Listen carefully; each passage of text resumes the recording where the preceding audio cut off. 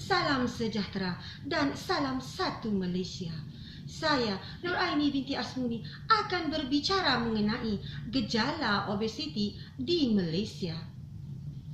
Obesiti didefinisikan sebagai lebihan lemak tubuh yang boleh menyebabkan masalah kepada kesihatan. Obesiti berlaku apabila saiz atau bilangan sel lemak di dalam tubuh meningkat menurut Myers 2004. Indeks jisim tubuh badan atau Body Mass Index BMI merupakan kaedah yang digunakan untuk mendapatkan data asas tahap kegemukan dan obesiti.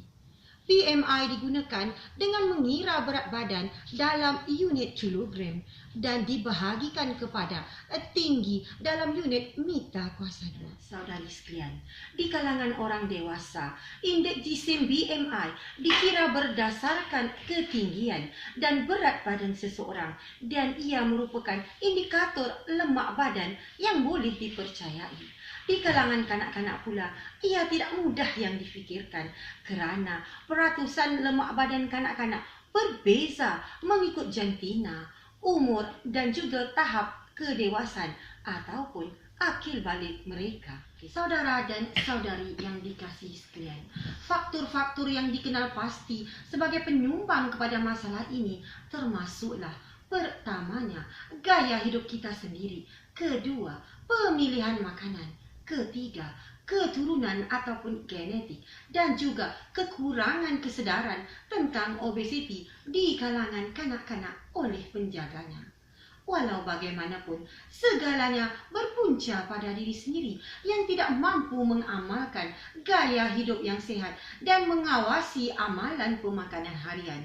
Tepuk dada, tanyalah selera tuan-tuan. Apakah yang kita berikan sebagai amalan pemakanan seharian kepada anak-anak kita sendiri? Sebagai ibu bapa di alaf baru, kita perlu memilih penyediaan makanan yang sehat, sama ada mengukus, memanggang, membakar berbanding dengan menggoreng. Kita perlu berikan anak-anak makanan yang bersesuaian dengan diri mereka dan janganlah kita memaksa mereka untuk makan sekiranya mereka telah kenyang. Kita perlu galakkan mereka untuk minum lebih banyak air, terutamanya air kusum. Galakkan diri anak-anak untuk melakukan aktiviti fizikal sederhana berat sekurang-kurangnya 30 minit sehari melalui permainan seperti bermain kejar-kejar, menunggang basikal, bermain bola sepak dan sebagainya. Kurangkanlah masa yang dihabiskan di hadapan televisyen, bermain permainan atau melayari web yang tidak lebih daripada 2 jam sehari. Ibu bapa boleh memperkasakan diri secara proaktif dengan mencari lebih banyak informasi tentang gaya hidup sihat ini melalui buku-buku atau tulisan-tulisan yang telah disediakan dari sumber-sumber yang telus.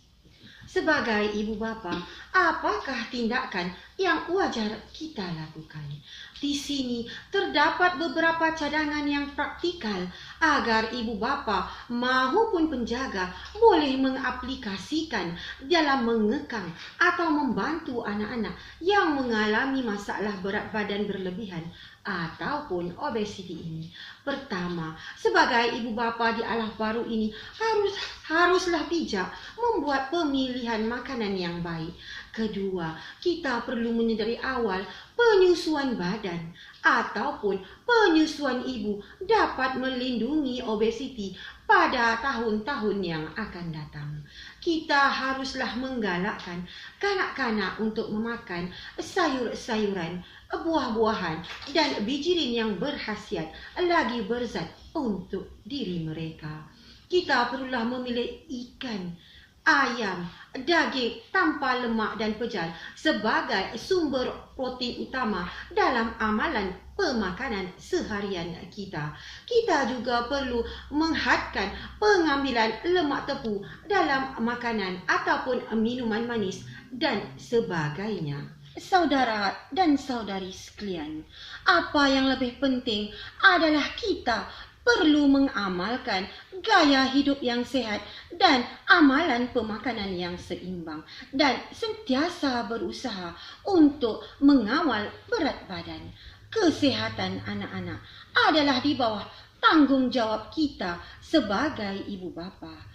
Jadilah ibu bapa yang berinformasi demi mengawal gejala obesiti ini. Moga maklumat ini dapat membantu kita semua menangani masalah gejala obesiti di kalangan kanak-kanak ini. Sekian sahaja maklumat dan informasi dari saya. Mudah-mudahan ianya dapat membawa kebaikan dan manfaat kepada semua. Sekian, terima kasih.